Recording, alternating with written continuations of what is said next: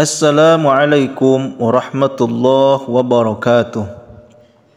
Hamdan wa syukran lillah, amma ba'du. Ikhwani fillah yang saya cintai dan yang saya banggakan, sahabat channel Sidanguri TV yang selalu menanti video terbaru dari kami. Semoga Allah Subhanahu wa taala selalu memberikan rezeki yang berlimpah ruah yang datang dari arah mana saja yang tidak pernah kita ketahui. Dan semoga Allah Subhanahu wa taala menjadikan kita sebagai hamba yang bertakwa, hamba yang selalu kembali kepada Allah Subhanahu wa taala. Dan mudah-mudahan apa yang disemogakan oleh kita semua semoga tersemogakan. Apa yang kita cita-citakan, apa yang kita inginkan, apa yang kita impikan, semoga Allah Subhanahu wa taala selalu memberikan kepada kita jalannya. Ikhwani fillah yang dirahmati Allah Subhanahu wa taala, sebelum saya melanjutkan terhadap penjelasannya, maka dimohon untuk like, comment, and share, subscribe supaya channel ini semakin berkah, channel ini semakin memberikan kebaikan-kebaikan kepada kita semua. Ikhwani fillah yang dirahmati Allah Subhanahu wa taala, sering sekali kita bolak-balik untuk buang hajat, yakni ke kamar mandi, akan tetapi kita harus perhatikan Kita harus perhatikan kebiasaan-kebiasaan yang tidak boleh kita lakukan ketika di kamar mandi. Inilah 9 kebiasaan di kamar mandi yang bisa bikin seret rezeki. Meskipun sering dianggap sebagai tempat yang bersih, sebenarnya memiliki dampak besar terhadap arus rezeki. Di dalam rumah, kamar mandi memiliki peran yang tidak bisa diabaikan dalam memengaruhi faktor-faktor yang mempengaruhi rezeki kita. Berikut simaklah 9 larangan di kamar mandi yang perlu dihindari agar kelancaran rezeki tetap terjaga.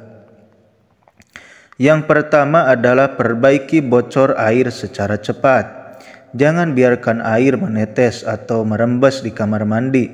Menurut kepercayaan kuno, air yang terus-menerus menetes merupakan simbol kehilangan rezeki yang terus-menerus. Pastikan untuk segera memperbaiki keran, ember yang bocor, atau bak mandi yang retak. Yang kedua, jaga pencahayaan di kamar mandi.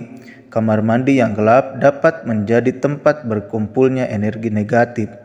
Pastikan kamar mandi Anda mendapatkan pencahayaan baik dari sinar matahari dan lampu pada malam hari. Pencahayaan yang baik akan menjaga energi positif di dalamnya. Yang ketiga adalah hindari bersiul atau bernyanyi di kamar mandi. Bersiul atau bernyanyi di kamar mandi tidak hanya mitos. Secara medis ini dapat membawa masuk bakteri dan virus ke dalam tubuh. Hindarilah kebiasaan ini untuk menjaga kesehatan dan menghindari energi negatif. Kemudian yang keempat, buang wadah perlengkapan mandi yang sudah habis. Menyimpan wadah-wadah kosong di kamar mandi dapat menghambat kelancaran rezeki. Perlahan tapi pasti, barang-barang yang tidak berguna tersebut dapat menghalangi arus rezeki. Yang kelima adalah perhatikan posisi pintu kamar mandi. Jangan biarkan pintu kamar mandi terlihat dari tempat tidur atau ruang tamu. Ini diyakini dapat membawa energi buruk dan menolak rezeki. Jika tidak memungkinkan, gunakan penyekat ruangan untuk menghindari pandangan langsung. Yang keenam adalah hindari meletakkan cermin yang memantulkan toilet. Meletakkan cermin yang memantulkan toilet dianggap membawa energi negatif. Pastikan cermin tidak terlalu tinggi dan tidak berhadap-hadapan dengan permukaan lain yang dapat memantulkan bayangan. Yang ketujuh adalah jangan letakkan benda spiritual di kamar mandi. Kamar mandi bukan tempat untuk benda-benda berbau agama atau spiritual. Ini dianggap tidak pantas dan dapat mengganggu keberuntungan serta keyakinan. Yang kedelapan adalah hindari gantungan baju kotor di kamar mandi. Gantung baju kotor di kamar mandi dapat menjadikannya tempat favorit untuk makhluk-makhluk negatif. Selain itu, dapat menjadi sarang nyamuk yang mengganggu kesehatan. Yang kesembilan adalah jangan tinggalkan pembalut kotor di kamar mandi. Khusus bagi wanita, meninggalkan pembalut kotor di kamar mandi diyakini dapat mengundang kehadiran jin penjilat darah. Hindari kebiasaan ini untuk menjaga kedamaian dan kelancaran rezeki. Dengan menghindari kebiasaan-kebiasaan ini dapat menciptakan lingkungan kamar mandi yang positif dan mendukung kelancaran rezeki dalam hidup. Ikhwani fillah yang dirahmati Allah Subhanahu wa taala, itulah 9 perkara yang telah kita dengarkan. Semoga kita semua bisa memahami, mengerti, kemudian mengamalkannya. Akan tetapi khususnya bagi kita semua yang ingin membuang hajat atau ingin pergi ke WC, maka jangan lupa kita selalu berdoa kepada Allah Subhanahu wa taala, berdoa dengan doa-doa yang khusus. Kemudian jangan lupa langkahkan kaki kirinya sebelum kaki kanan.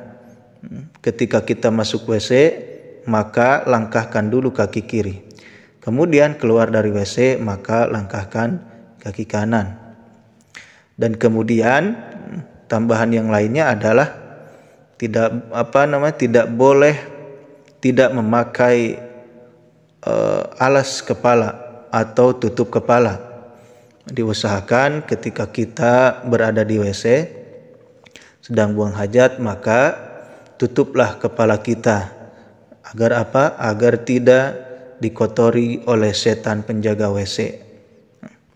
Kemudian ketika kita di WC, janganlah mengatakan atau kalimat-kalimat keagungan Allah Subhanahu wa taala, yakni jangan mengatakan nama-nama atau asma-asma Allah Subhanahu wa taala, atau jangan membawa buku tulisan yang mana buku tulisan tersebut di dalamnya ada tulisan-tulisan asma Allah Subhanahu wa taala.